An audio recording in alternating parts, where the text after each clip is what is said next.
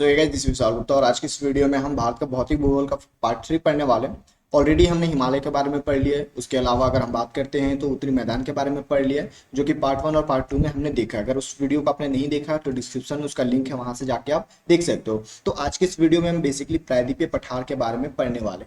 अगर हम यहाँ पे बात करते हैं कि प्रायद्वीपीय पठार में अंतर क्या होता है, अगर हम इसको कैसे अंतर कर सकते हैं, तो सबसे पहले आप देख सकते हो कि ये जो हमारे पास पर्वत है वो पर्वत बहुत ही ऊंचाई वाले होते हैं, हाइट वाले होते हैं। अगर हम वहीं पे मैदान की बात करते हैं तो ये बहुत ही समतल होते हैं, समतल होते हैं। ये क्या है? मैदान है। उसके बाद अगर हम यहाँ पे प्रायद्वीपीय पठार की बात करते हैं तो पठार हल्का ऊंचाई पे होता है लेकिन समतल होता है। देखो, इससे हल्का कम, इससे हल्का ज्यादा, मतलब पर्वत से छोटा, मैदान से ऊंचा पठार रहेगा लेकिन बिल्कुल समतल रहेगा। जैसे आप यहाँ पे देख सकते हो कि ये पठार है लेकिन बिल्कुल समतल है, इसका कोई ऐसे चोटी वगैरह नहीं रहेगा, ये ऐसे नहीं रहेगा, एकदम समतल रहेगा। जैसे आप देख सकते हो यहाँ पे समतल है, इस तरीके से यहाँ पे समतल है, ये इधर समतल है, तो इसको हम बोलते हैं पठार है ये हमारे पास। अगर हम इंडिया के मैप में देखें तो इंडिया के मैप में मैंने आपको नीचे दिखाया था कि अगर हम यहाँ पे बात करते हैं तो इंडिया के मैप में अगर आप देखने की कोशिश करें तो ये वाला जो रीजन है, ये वाला रीजन हमारा पठार है। तो आज हम इस वाले रीजन को पढ़ेंगे। इसके साथ साथ ये वाला रीजन, कोस्टल एरिया वाले रीजन को भी हम यहाँ पे कंप्लीट करेंगे। मतलब आज पार्ट 3 में हम दो रीजन कंप्लीट करने वाले हैं, एक पठार वाला और एक तटीय मैदान वाला, तटीय मैदान, ठीक है, कोस्टल एरिया। तो ये दो पार्ट आज हम इस वीडियो में पढ़ने वाले हैं। तो बेसिकली अगर हम यहाँ पे बताऊं तो सबसे पहले अगर हम यहाँ पे बात करते हैं प्रायद्वीपीय पठार के बारे में, तो ये आप देख सकते हो प्रायद्वीपीय पठार के बारे में अपन को पढ़ना है। लेकिन इसमें क्या क्या पढ़ना है वो चलिए हम थोड़ा डिस्कस कर लेते हैं। तो प्रायद्वीपीय पठार, जैसा मैंने आपको बताया, कि मेज की आकृति वाला स्थल है, जो कि ऊपर से हल्का तो ऊंचाई पे रहता है लेकिन वो पूरा क्या होता है, समतल एरिया में होता है, जो पुराने क्रिस्टलीय आग्नेय तथा रूपांतरित शैलों से बना है। अब ये क्या होता है? आग्नेय, ये पत्थर जो चट्टान होते हैं, चट्टान का टाइप है जो कि आग्नेय चट्टान, जो कि डायरेक्ट लावा से निकल के बनता है। आपने क्लास 6 में आई थिंक पढ़ा होगा, तो वो वहां पे डायरेक्टली है, मेज 7th में पढ़ा होगा। तो ये मेज की जो आकृति आग्नेय चट्टान है वो आग्नेय चट्टान से बनता है। ये गोंडवाना भूमि से टूटने एवं अफवाह के कारण बना था। अब गोंडवाना भूमि क्या होती है, यहाँ पे आपको देखने की बात है। तो पहले पार्ट में आपने देखा होगा, तो मैं आपको बताया था कि जो पहला पार्ट हमारे पास था, राइट, अगर हम पहले पार्ट की बात करते हैं तो वो आप यहाँ पे देख चुके होंगे कि अगर हम, गिव मी 1 सेकेंड, अगर हम यहाँ पे पहले पार्ट की बात करते हैं तो ये यहाँ पे आप देख सकते हो, पहले जो हमारा हिमालय जो पृथ्वी था वो इस तरीके से था, जो कि दो भागों में बांटा, जो पहले पार्ट में मैंने आपको बताया था। अब ये जो दो भागों में बटा था, तो यहाँ पे आप देख सकते हो एक ऊपर वाला को हमने लॉरेशिया नाम दिया और नीचे वाले की अगर हम बात करते हैं, आई थिंक 1 सेकेंड, 1 सेकेंड रुकिएगा।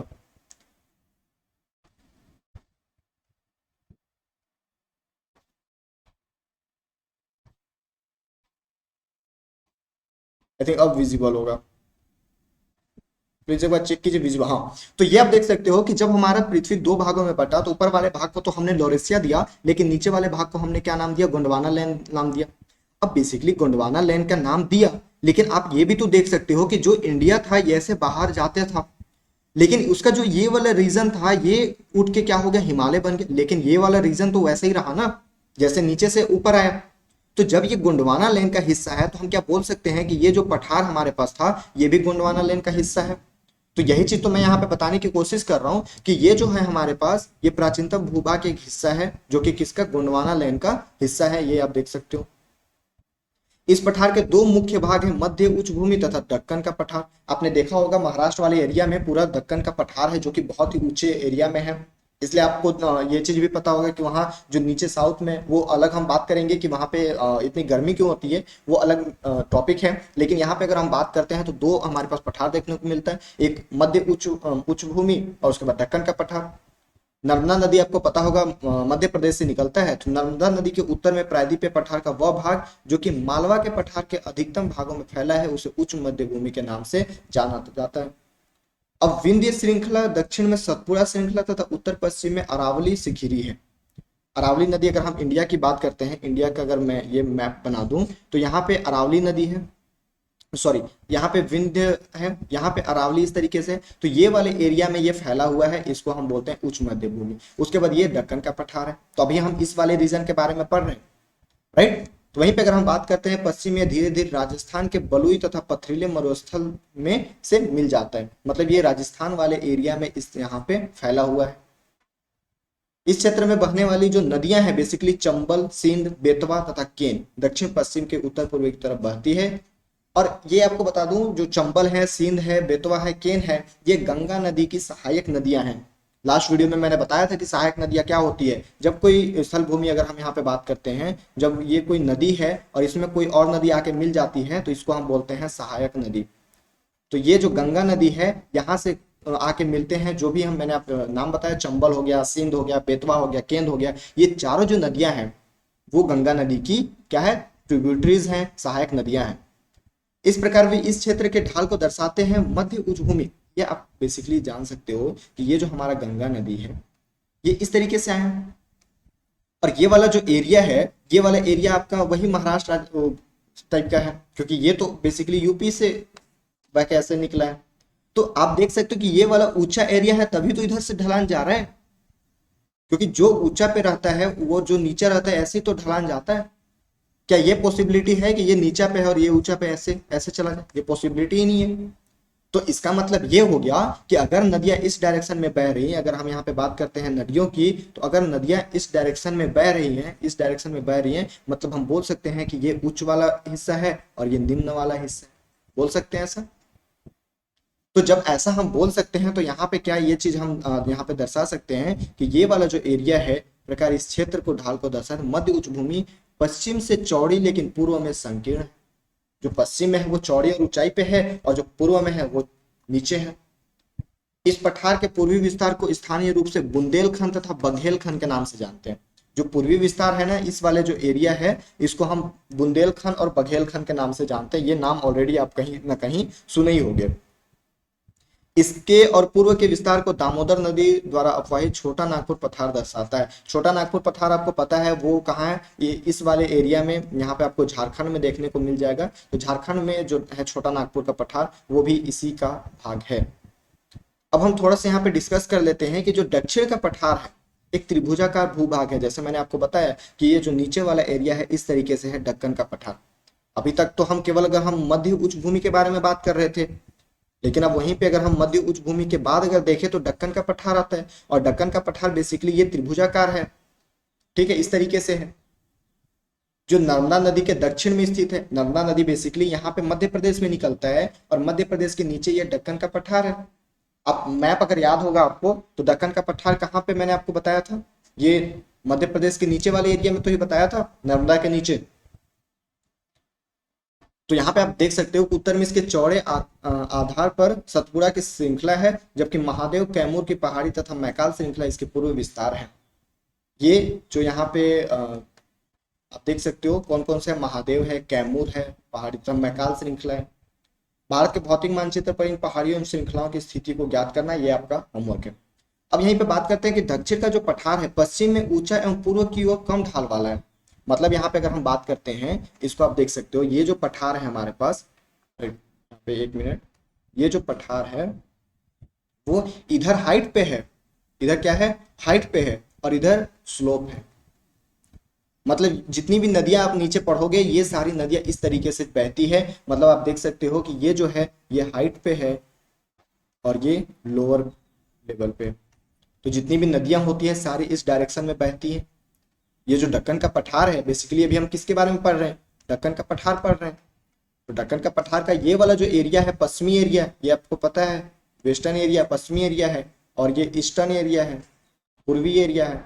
तो पूर्वी एरिया तो नीचे भाग में है, क्योंकि इस तरीके से जब अगर आ रहा है तो मतलब हम बोल सकते हैं कि ये वाला जो एरिया है वो क्या है, ऊंचाई पे है, लेकिन ये वाला एरिया नीचे पे है, नीचाई पे है। तो यही पे तो यहाँ पे बताया गया है। उसके बाद अगर हम यहाँ पे बात करते हैं कि इस पठार का एक भाग उत्तर पूर्व में भी देखा जाता है। उत्तर पूर्व बोले तो कहाँ पे? उत्तर पूर्व बोले तो यहाँ पे आप देख सकते हो कि ये वाला जो एरिया है, अगर हम यहाँ पे देखना चाहें तो ये वाला एरिया केवल इतना नहीं है।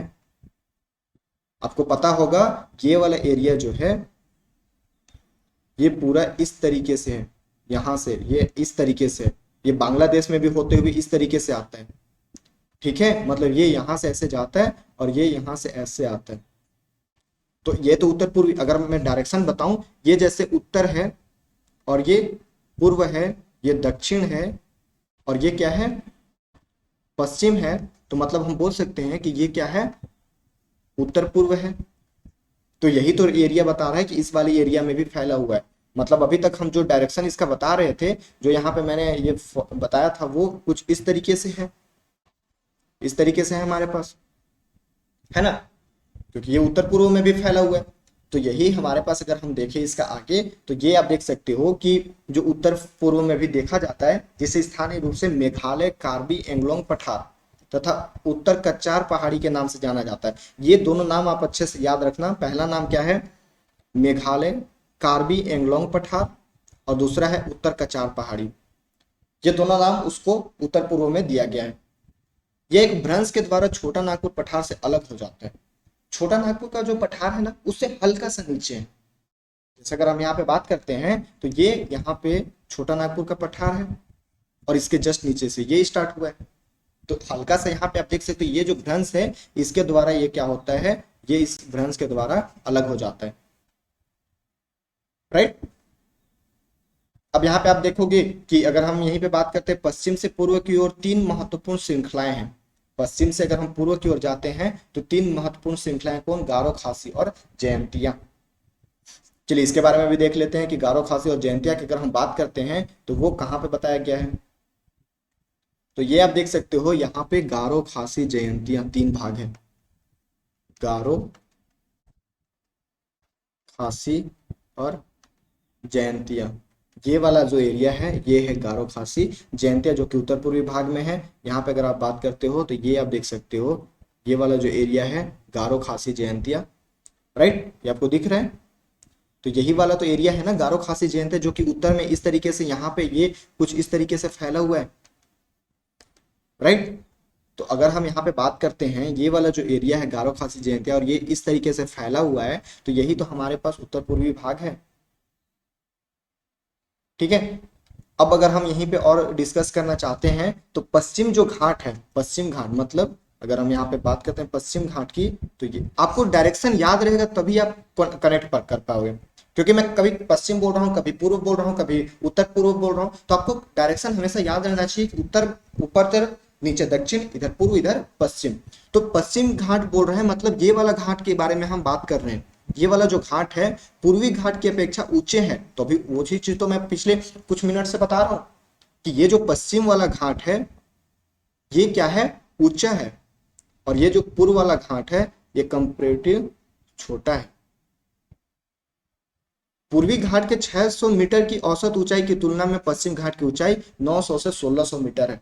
मतलब आप देख सकते हो कि इसकी जो ऊंचाई है, अगर हम पश्चिमी घाट की ऊंचाई देखते हैं, तो ये 900 से 1600 मीटर है। लेकिन अगर हम पूर्वी की बात करते हैं, तो ये 600 मीटर ही ऊंचा है। पूर्वी घाट का विस्तार महानदी नदी से दक्षिण में नीलगिरी तक है। अगर हम यहाँ पे आप देख सकते हो, ये जो पूर्वी विस्तार है, कहाँ से हम बात कर रहे हैं,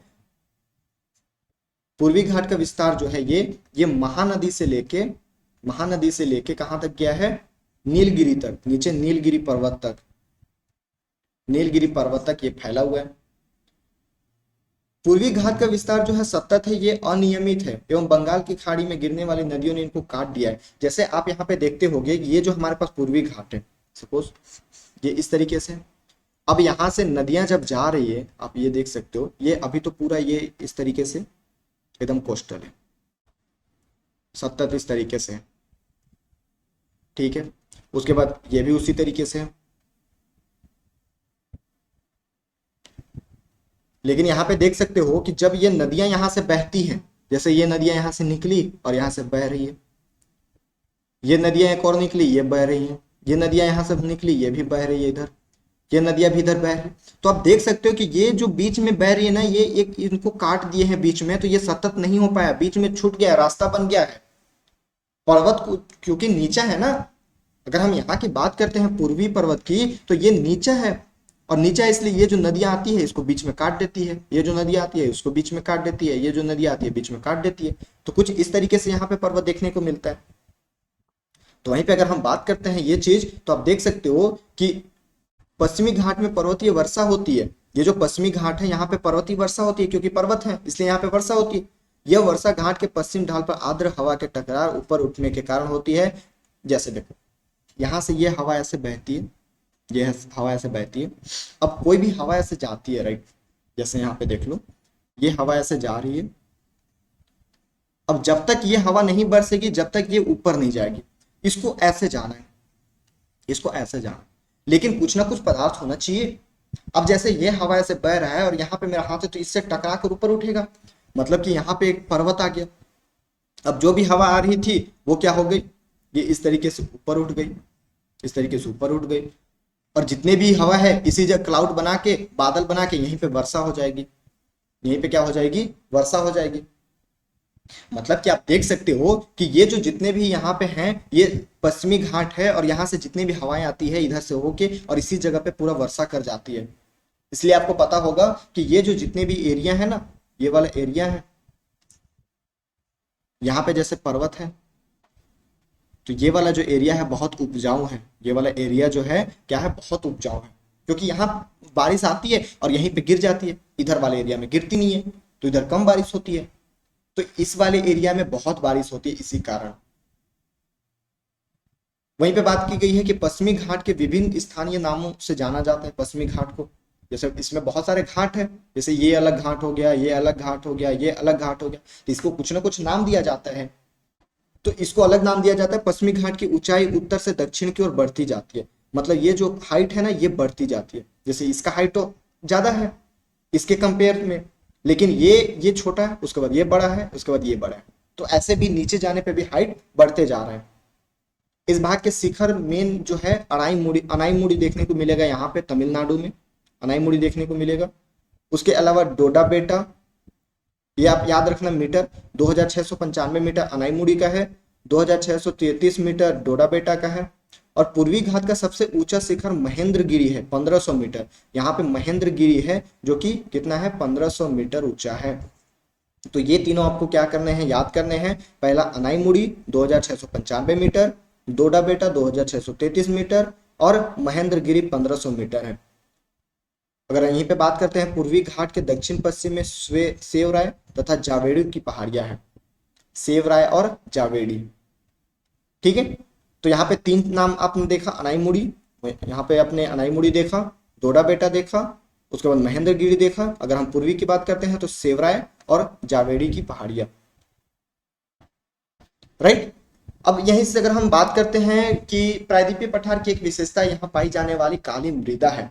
मैंने जैसे आपको बताया कि जो पृथ्वी ऊपर गई है तो वो कौन से गोंडवाना लैंड से गई है, और गोंडवाना लैंड में बहुत सारे उस समय भूकंप आया करते थे, वोल्केनो आया करती थी, तो वहां काली मिट्टी बहुत मिलती है। साउथ वाला जो एरिया है वहां पे काली मिट्टी बहुत मिलती है, और इसे डक्कन ट्रैप के नाम से भी जाना जाता है। ये आप याद रखना, इसको क्या नाम से जाना जाता है, डक्कन ट्रैप के नाम से जाना जाता है।